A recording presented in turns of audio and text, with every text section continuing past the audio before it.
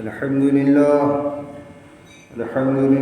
نحمده ونستعينه ونستغفره ونؤمن به ونتوكل عليه ونعوذ بالله من شرور أنفسنا ومن سيئات أعمالنا من يهده الله فلا مضل له ومن يضلله فلا هادي له ونشهد أن لا إله إلا الله وحده لا شريك له ونشهد أن سيدنا وسندنا وحبيبنا ومولانا محمد صلى الله عليه وعلى آله وأصحابه أجمعين أما بعد فأعوذ بالله من الشيطان الرجيم بسم الله الرحمن الرحيم تتجافى جنوبهم عن المضاجع يدعون ربهم خوفا وطمعا ومما رزقناهم ينفقون سبحان ربك رب العزة عما يصفون وسلام على المرسلين والحمد لله رب العالمين۔ درود پاک ہم سب عبادت کی نیت سے پڑھیں۔ اللہم صلی علی محمد وعطرتہ بعدد کل معلوم لک۔ پچھلے ہفتہ بیان کیا گیا تھا کہ اللہ رب العزت کی مدد کس کے ساتھ ہوتی ہے۔ ہم سب کے خالق و مالک اپنی مدد کس کے ساتھ اتارتے ہیں، یہ بات بتائی گئی تھی، جس کا نچوڑ یہ ہے کہ جو نبی کی بات مانے گا، نبی کی تعلیمات پر عمل کرے گا، ان کے بتائے ہوئے طریق پر زندگی گزارے گا، اللہ رب العزت کی ایسے کے ساتھ مدد ہے۔ اب ہم لوگ غور فرمائے کہ ہم اپنے نبی کی تعلیمات پر کتنا عمل کرتے ہیں۔ اگر نہیں کریں گے تو غافلوں میں شمار ہوگا، اور غافلانہ زندگی جو بھی گزارا ہے وہ ذلیل ہوا ہے۔ اس لیے غفلت بھری زندگی سے توبہ کرنا چاہیے، تبھی تو اللہ رب العزت ارشاد فرماتے ہیں وَلْتَكُن مِّنَ الْغَافِلِينَ، غافلین میں سے نہ بنو۔ غفلت ایسی بری خصلت ہے، ایسی بری بلا ہے، جو بندہ اس میں گرفتار ہو گیا وہ برباد ہو گیا۔ غین سے غفلت ہے، اور غین سے غارت بھی ہے، اور غین سے غداری بھی ہے۔ یہ غفلت ایک ایسا عمل ہے جو انسان کو غارت تو کرتی ہے، برباد تو کرتی ہی ہے، اللہ کا غدار بھی بنا دیتی ہے۔ یہی غفلت دور کرنے کے لیے، یہی غفلت اپنے اندر سے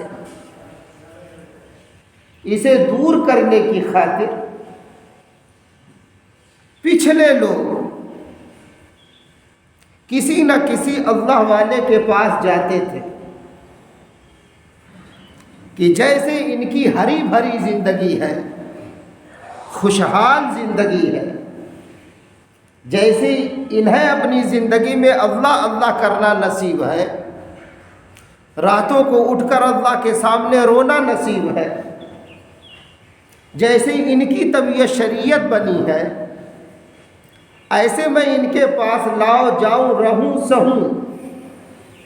پھر ان کی صحبت بابرکت کی وجہ سے میرے اندر سے بھی غفلت چلی جائے گی، اور ایک دن آئے گا میں بھی اللہ اللہ کرنے والوں میں سے ہو جاؤں گا۔ ایک دن آئے گا میں بھی شب بیداری کرنے لگوں گا۔ ایک دن آئے گا اللہ اپنے اور اپنے نبی، اللہ اپنی اور اپنے نبی کی معرفت اور محبت کا جلوہ میرے قلب میں بھی اتار دیں گے۔ تو وہ لوگ یہ سوچ کر جاتے تھے اور بنے، ان کی زندگی سے غفلت نکلی، آج ہم لوگ سوچیں، کیا اس غفلت کو دور کرنے کے لیے کوئی محنت کرتے ہیں؟ کسی سے کوئی سبق لیتے ہیں؟ کسی کو اپنا رہنما بڑا بنائے ہیں؟ جبکہ اللہ پاک ایک دوسری جگہ ارشاد فرماتے ہیں، یا ایھا الذین آمنوا اتقوا اللہ وکونوا مع الصادقین، اے ایمان والو ڈرو اللہ سے۔ اس کا ایک بہت سادہ سا اور پیارا سا ترجمہ حضرت مولانا حکیم اختر صاحب رحمۃ اللہ علیہ نے کیا ہے۔ وہ فرماتے ہیں کہ اللہ رب العزت ارشاد فرماتے ہیں، اے ایمان والو تقوی اختیار کرو، پرہیزگاری والی زندگی اپناؤ۔ آگے کہا کہ تقوی اور پرہیزگاری والی زندگی تمہیں کس کے پاس ملے گی؟ تو اللہ رب العزت فرما رہے ہیں وَكُونُوا مَعَ الصَّادِقِينَ، رہو سچوں کے ساتھ۔ اب اس کی تشریح فرمائی ہے مفتی بغداد علامہ آلوسی رحمۃ اللہ علیہ نے، جب ان سے پوچھا گیا کہ ہم کسی اللہ والے کے پاس اگر رہیں تو کتنی دیر رہیں، کتنے دن رہیں، کتنا وقت دیں؟ تو انہوں نے کہا کہ تم اتنا رہو کہ تم انہی کے مثل ہو جاؤ، ان کے پاس اتنا رہو کہ تم انہی کے مثل ہو جاؤ۔ جدھر جائیں لوگ پکار اٹھیں کہ یہ انہی کا ہے، یعنی جدھر سے ہم گزرے ہم سے لوگ ہمیں دیکھ کر یہ سبق لے یہ اللہ کا سچا بندہ ہے، نبی کا سچا امتی ہے۔ یہ نہ ہو کہ ہم کو دیکھ کر لوگ کہ آ گیا فراڈیا، آ گیا یار، آ گیا مکار، آ گیا یہ دیکھیے آج کل ہے۔ دیکھیے جب تقوی اور پرہیزگاری آتی ہے، للہیت آتی ہے، اللہ کی معرفت و محبت کا نور آتا ہے، تو اکثر کہتا ہوں دل و دماغ سے فطور نکل جاتا ہے، اپنا قصور نظر آتا ہے۔ تو جب بندہ اپنا قصور نظر آتا، اپنے آپ کو قصوروار ٹھہراتا ہے، تو پھر اللہ کے سامنے توبہ کرتا ہے، روتا ہے، گڑ گڑاتا ہے، آہوزاری کرتا ہے، انہیں مناتا دراتا ہے۔ یہی کیفیت محمودہ حاصل کرنے کی غرض سے تمام صحابہ کرام اکثر ہمارے آپ کے نبی صلی اللہ علیہ وسلم کے ساتھ رہا کرتے تھے، ان کی صحبت میں رہا کرتے تھے۔ بہت سے لوگوں نے اعتراض کیا کہ آج کل کے جو پیر ہیں، جو مربی ہیں، جو خانقاہیں کھولے بیٹھے ہیں، یہ لوگ اپنا آداب القاب اتنا لگاتے ہیں، نعوذ باللہ العیاذ باللہ، صحابہ نہیں استعمال کرتے تھے۔ اس کا جواب علامہ اقبال رحمۃ اللہ علیہ نے بہت اچھا دیا ہے، اور اس وقت خصوصاً ہمارے معاشرے میں ایسے لوگوں کو نہ جانے کیا کیا کہا جاتا ہے۔ تو ان کے سامنے بھی یہ بات آئی تھی، 50 سال پہلے یہ بات ان کے سامنے بھی آئی تھی، اور علامہ اقبال رحمۃ اللہ علیہ کی اہمیت کیا ہے ہمارے علماء اور اکابرین کے نزدیک وہ بھی بتا دوں تاکہ بات صاف رہے، ایسا بھی نہ رہے کہ ایسے ویسے کی بات ہو رہی ہے۔ یہ بھی ایک قسم کے درویش تھے۔ سید سلیمان ندوی رحمۃ اللہ علیہ، یہ حضرت تھانوی رحمۃ اللہ علیہ کے اجل خلفاء میں سے ہیں، اور بہت بڑے عالم دین گزرے ہیں۔ کچھ زمانے تک حضرت تھانوی رحمۃ اللہ علیہ نے ان پر بھی پابندی لگائی تھی کہ آپ بیان نہ کریں، اپنی اصلاح پہلے کریں پھر بیان کریں گے۔ وہ لکھتے ہیں علامہ اقبال رحمۃ اللہ علیہ کے سلسلے میں، ایک صاحب نے ان سے سوال کیا تھا کہ علامہ اقبال ہے کیا؟ یہ تو شعر شاعری کرتے ہیں، ہوتا نا ہر دور میں، سب کے حاسد ہیں، سب سے جلن حسد کرنے والے لوگ ہیں، ہمارے ہیں، آپ کے ہیں، سب کے ہیں، تو ان کے بھی تھے۔ تو کسی نے سوال کیا علامہ سید سلیمان ندوی رحمۃ اللہ علیہ سے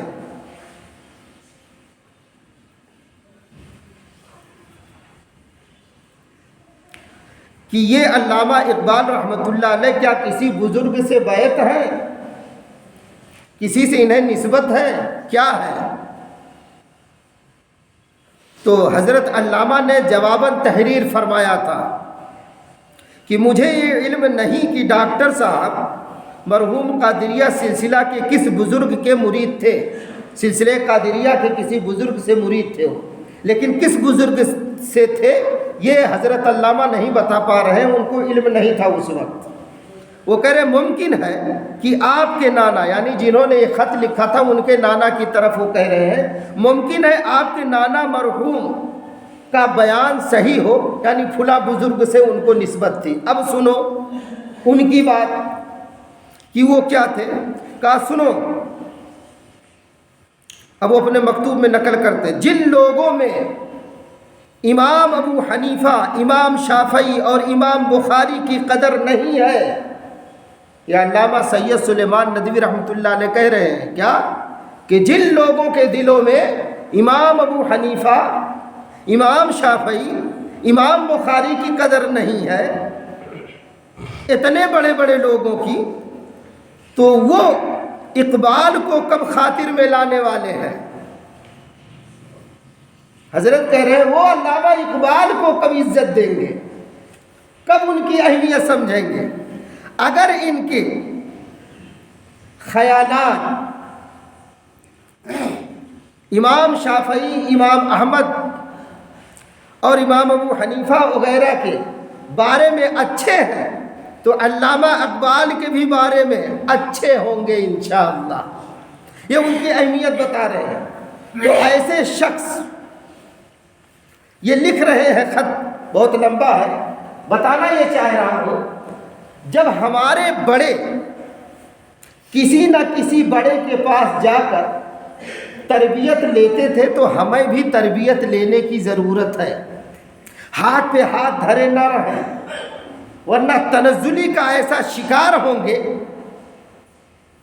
اور ایسے دلدل میں پھنسیں گے اور ایسی گراوٹ میں جا گریں گے کہ پھر وہاں سے سنبھلنا اٹھنا بہت مشکل ہوگا۔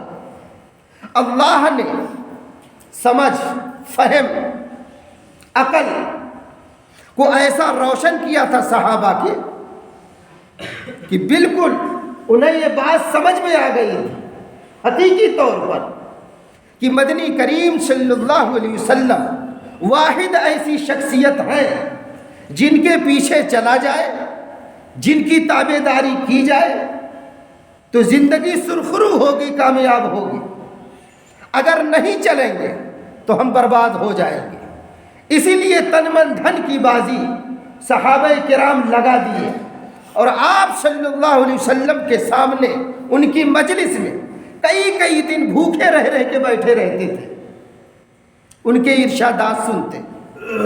بعض صحابہ ایسے تھے کہ پیارے آقا کا چہرہ دیکھتے تھے تو ان کی بھوک مٹ جاتی تھی، سبحان اللہ، لیکن شکوہ نہیں کرتے تھے، شکوہ نہیں۔ کیوں؟ کیونکہ انہیں اللہ اور نبی سے، ان کی تعلیمات سے محبت تھی۔ آج ہمیں نہیں ہے۔ اب تعلیمات تھی کیا؟ تعلیمات تھی کیا؟ وہ تعلیم یہ تھی کہ اللہ پر بھروسہ کرو، اللہ کی محبت کو اپنے دل میں بیٹھاؤ۔ کیوں؟ اس لیے کہ وہی سب کچھ کرنے دھرنے والے ہیں، ادھر ہی سے سارے فیصلے ہوتے ہیں۔ اب یہ سبق دیا جا رہا کس کو؟ امتی کو۔ کہاں؟ دیکھیے ہجرت کی رات غار ثور میں، آپ دیکھیے پیارے صدیق کہہ رہے ہیں، پیارے آقا دشمن آ گیا ہے، اگر دشمن ایسے دیکھتا، حضرت ابوبکر صدیق رضی اللہ عنہ کہتے ہیں اگر ہمارا دشمن ایسے ذرا بھی گردن جھکا کے دیکھتا تو ہمیں دیکھ لیتا، لیکن اللہ کی طرف سے ایک نظام تھا۔ پیارے آقا نے فرمایا ان اللہ معنا، اللہ ہمارے ساتھ ہے، یعنی جیسے میرے ساتھ ہے ایسے تمہارے بھی ساتھ ہے صدیق۔ کیوں؟ اس لیے تم میری تابع داری میں ہو، دین کی حفاظت میں ہو، نبی کی حفاظت میں ہو، تو جیسے میرے ساتھ ہے ایسے تمہارے بھی ساتھ ہے۔ یہاں تعلیم دی جا رہی ہے، یہاں تعلیم دی جا رہی ہے۔ دیکھیے اس کا عکس، اس کا اثر دیکھیے پھر زندگی میں کہاں پڑ رہا ہے، چندہ ہو رہا ہے۔ سارے صحابہ اعلان ہو گیا، جو کچھ جس کے پاس ہے لائے، جمع کر دے۔ لوگ لا کے خدمت اقدس صلی اللہ علیہ وسلم میں جمع کیے۔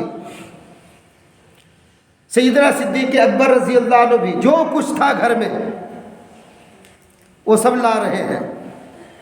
ان کے ساز و سامان کو دیکھ کر حضرت عمر رضی اللہ عنہ دل ہی دل میں سوچنے لگے کہ آج تو میں ان سے بڑھ جاؤں گا، آج تو میں ان سے بڑھ جاؤں گا۔ اس لیے کہ بہت سارا اثاثہ لائے تھے،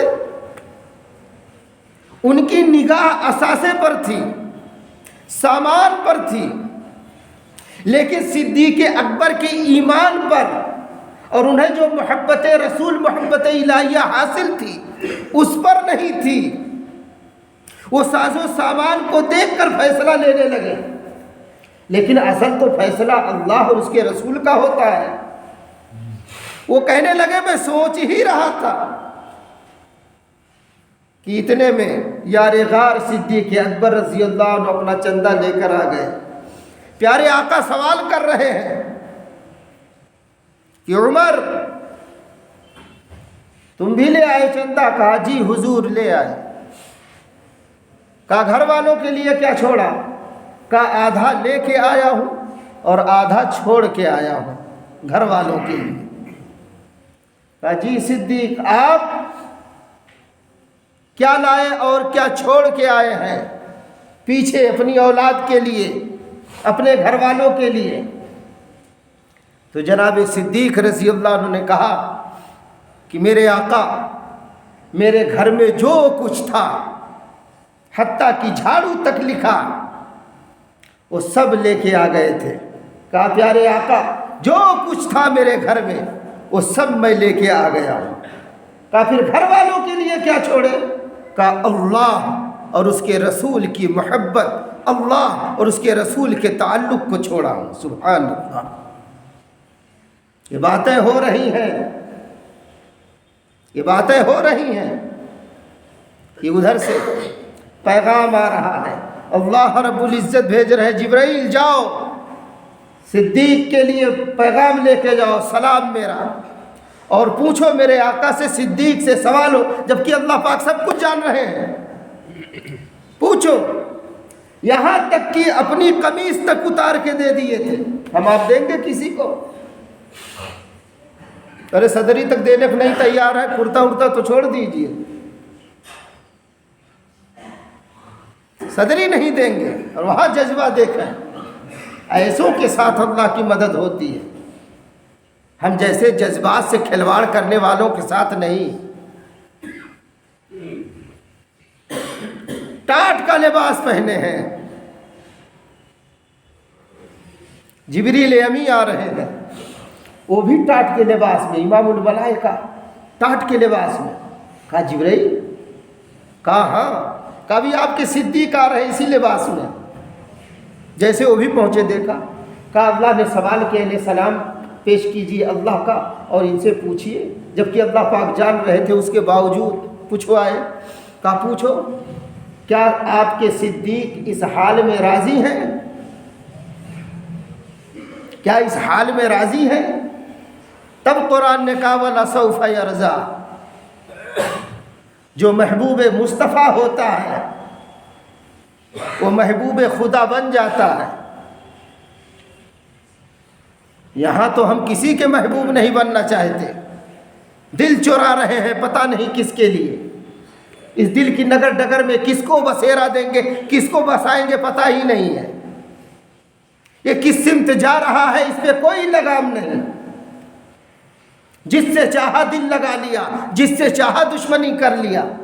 دیکھیے اپنی حالت، اس کے بعد بے قراری ہے، بے چینی ہے، بدحواسی چھائی ہے، زندگی کا سکون غارت ہے، پھر بھی 2 رکعت پڑھ کے اس سکون دینے والے رب سے فریاد کرنے کو تیار نہیں۔ یہ بدقسمتی نہیں، محرومی نہیں تو اور کیا ہے؟ یہاں دیکھیے درس لے رہے ہیں، سبق لے رہے ہیں، کہا پوچھئے صدیق راضی ہیں؟ تو جب آئے تو پیارے آقا صلی اللہ علیہ وسلم نے کہا صدیق، اللہ رب العزت نے تمہیں سلام کہا ہے اور پوچھے ہیں کیا تم راضی ہو؟ کہا ہاں میرے پیارے آقا میں راضی ہوں۔ سبحان اللہ، تب کچھ ملا ہے، ایسے نہیں کہ 1-2 رات جاگ لیا، 1-2 دن قرآن خوب پڑھ لیا، تیسرے دن سے لگے پرچار کرنے کی ہو گئے جنید بغدادی۔ دیکھیں ہم آپ شریعت کا کتنا پاس لحاظ رکھتے ہیں۔ یہ حضرات ساری زندگی تن من دھن کی بازی لگاتے رہے، قربانی دیتے رہے، اللہ کو روتے رہے، مناتے رہے، اللہ کے سامنے جھکتے رہے، نبی کی تعلیمات پر عمل کرتے رہے۔ تب اللہ نے کہا رضی اللہ عنہم ورضوا عنہ، انہی کے بارے میں قرآن نے کہا جو ابھی میں نے سورہ سجدہ کی آیت تلاوت کی ہے۔ اللہ رب العزت ارشاد فرماتے ہیں تتجافى جنوبهم عن المضاجع يدعون ربهم خوفا وطمعا ومما رزقناهم ينفقون، جدا رہتی ہیں ان کی کروٹیں اپنے سونے کی جگہ سے، پکارتے ہیں اپنے رب کو ڈر سے اور لالچ سے، اور ہمارا دیا ہوا کچھ خرچ کرتے ہیں، یعنی جو کچھ اللہ رب العزت انہیں دیے رہتے ہیں وہ اللہ کے حکم کے مطابق خرچ کرتے ہیں۔ آگے خلاصہ تفسیر میں حضرت مفتی شفیع صاحب سب کہو رحمت اللہ علیہ لکھتے ہیں کہ وہ مخلص جماعت تھی، ہم بھی آپ بھی بن سکتے ہیں مخلص۔ یہاں لکھا ہوا تفسیر میں بہت لمبی ہے کہ جو شخص عشاء کی نماز با جماعت پڑھتا ہے اور پھر فجر کی نماز با جماعت پڑھتا ہے، وہ بھی تتجافا جنوبہم عن المضاجع کا مصداق ہو جاتا ہے، یعنی اللہ کے سامنے رونے دھونے والوں میں، اللہ کے فرما برداروں میں اس کا بھی نام لکھ لیا جاتا ہے۔ اور اگر تہجد پڑھ لیا تب تو پھر کہا سونے پہ سہاگا، تب تو کیسا بھی ابھاگا ہوگا یہ بھاگا ہو جائے گا، یعنی اس کی قسمت کھل جائے گی انشاءاللہ۔ دعا فرمائیے اللہ پاک ہم سب کو اپنے سامنے رونے دھونے والا بنائے، خصوصاً تہجد کے وقت۔ اس وقت اللہ کی خاص رحمت کا نزول ہوتا ہے، ندا دی جاتی ہے، خوش نصیب ہیں وہ لوگ۔ لیکن یہاں تو اتنی لمبی رات ہے اس کے باوجود نیند ٹوٹنے کو نہیں۔ وہی کہا بستروں سے اٹھ کر اللہ کے ذکر اور دعا میں مشغول ہو جاتے ہیں، ان کے پہلو اپنے بستروں سے الگ ہو جاتے ہیں۔ یہ بستروں سے الگ کب ہوں گے؟ جب ہمارے دل کی دنیا میں کچھ اللہ کی معرفت و محبت کا نور اترا ہوگا۔ یہی نور، یہی محبت اتارنے کے لیے اللہ والوں کے ہاں لوگ جاتے ہیں، ان سے ذکر پوچھتے ہیں کہ کیسے ہم ذکر اللہ کا کریں، کیسے ہم اپنے اللہ کو یاد کریں کہ ہمارے اللہ کی یاد یہاں جم جائے، ہمارے اللہ کی یاد یہاں بس جائے۔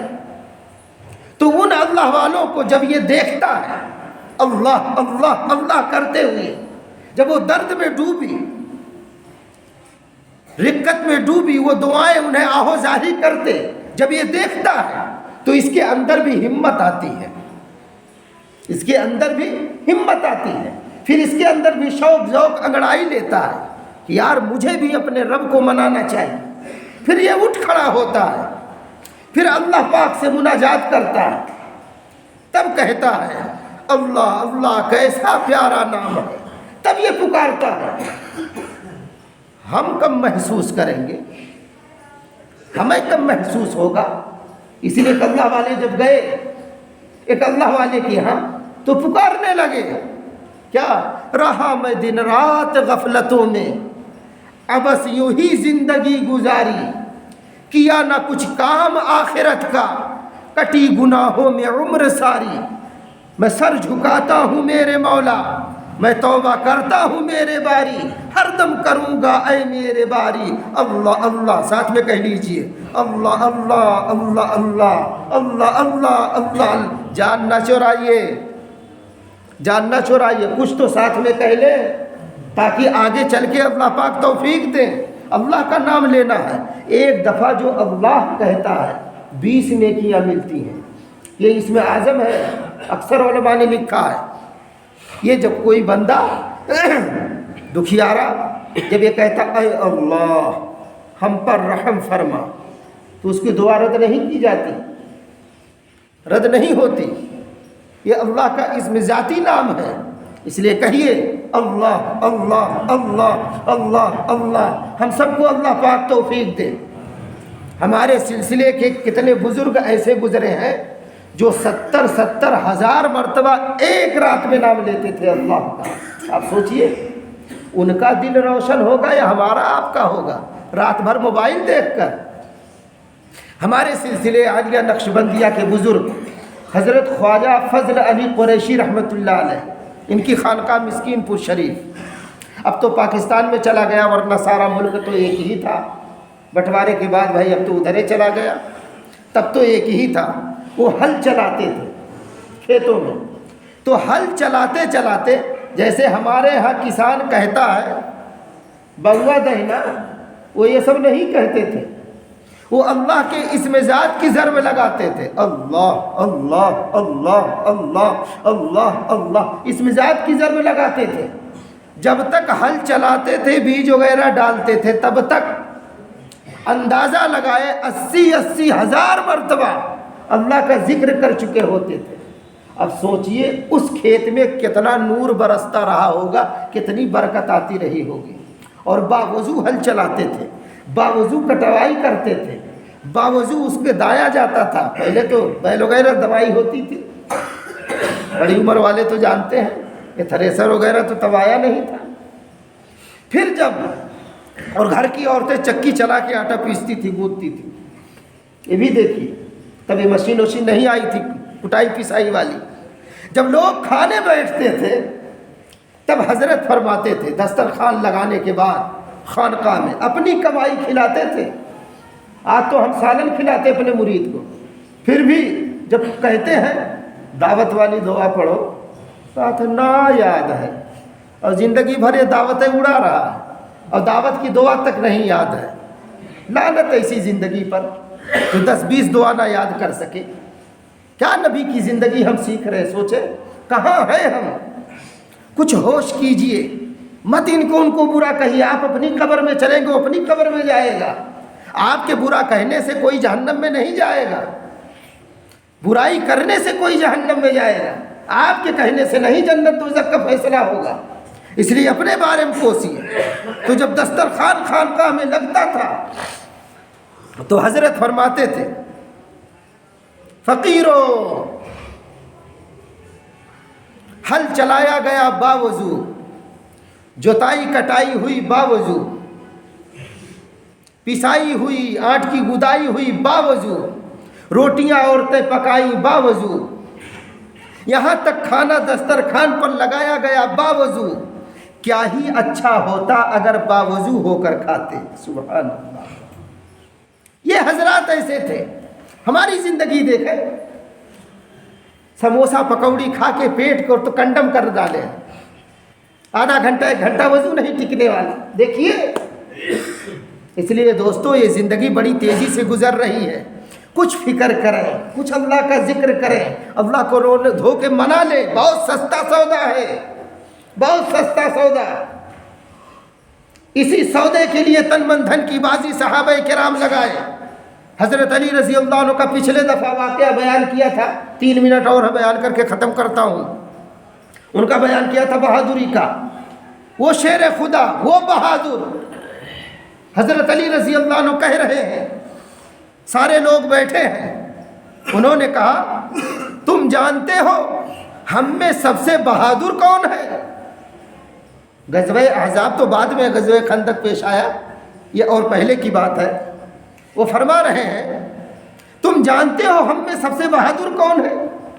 تو لوگوں نے کہا آپ، تو کہا نہیں، کہا تو پھر آپ ہی جانتے ہیں، آپ بتاویں کہ کون ہم میں سب سے بہادر ہے؟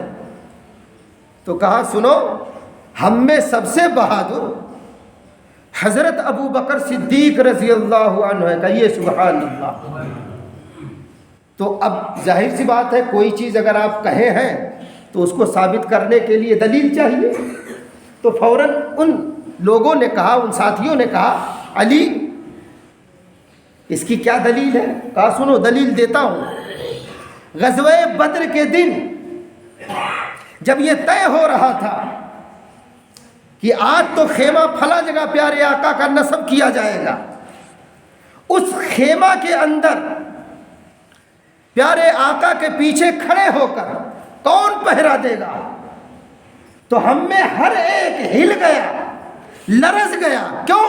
اس لیے کہ سب کو پتا تھا کہ دشمن کبھی بھی کسی وقت کسی لمحے آ کر حملہ کر سکتا ہے۔ چونکہ پیارے آقا صلی اللہ علیہ وسلم کی ذات اقدس پہلے نشانہ پر تھی، تو سب خائف تھے، ڈرے ہوئے تھے۔ کہا ہم سب لرز گئے جب یہ بات ہوئی۔ تو سیدنا صدیق اکبر رضی اللہ عنہ تلوار سونت کر کھڑے ہو گئے اور کہا میں اپنے آقا کے پیچھے رہ کے پہرا دوں گا۔ کہا ہم لوگوں نے دیکھا جو بھی کافر، جو بھی دشمن پیارے آقا پر وار کرنا چاہتا تھا، پلک جھپکتے ہی صدیق اکبر اس کافر کا کام تمام کر دیا کرتے تھے۔ اس دن ہم نے دیکھا کہ ہم میں سب سے بہادر، سب سے جری، سب سے باہمت سیدنا صدیق اکبر رضی اللہ عنہ ہے۔ اب سنیے یہ ہمت اور بہادری آئی کہاں سے؟ یہ ہمت اور بہادری آئی عشق الہی، عشق مصطفیٰ صلی اللہ علیہ وسلم کی برکت سے۔ معلوم ہوا بزدلی نکل جاتی ہے، پست ہمتی نکل جاتی ہے اللہ اور اس کے نبی کی محبت کی برکت سے۔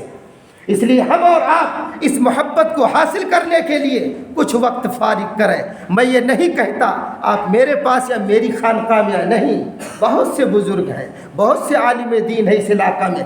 آپ کی طبیعت، اتنا کہوں گا، آپ کی طبیعت جس عالم دین پر، جس اللہ والے پر جمتی ہو، جس کے تقوی و تدین پر، جس کے کیریکٹر پر آپ کو بھروسہ ہو، آپ کا دل دماغ گواہی دے۔ اسی لیے میرے پیر و مرشد کہتے تھے آخری بات کہ جب تمہیں پیر تلاش کرنا ہو، حضرت خواجہ مفتی حنیف صاحب رحمۃ اللہ علیہ تو کہتے تھے بوجھ کے باج ہے، باج کے نہ بوجھ ہے۔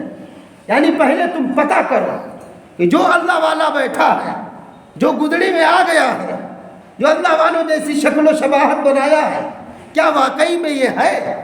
تو اگر ہے، تمہارا دل گواہی دے، تو تم اس سے دین سیکھنا شروع کر دو، اس سے باتیں لینی شروع کر دو، انشاءاللہ نفع ہوگا۔ دعا فرمائیے اللہ پاک کہنے سننے سے زیادہ عمل کی توفیق دے اور ہم سب کو اپنے ذکر فکر میں لگا لے۔ وما علینا الا البلاغ، سنت پڑھ لیں۔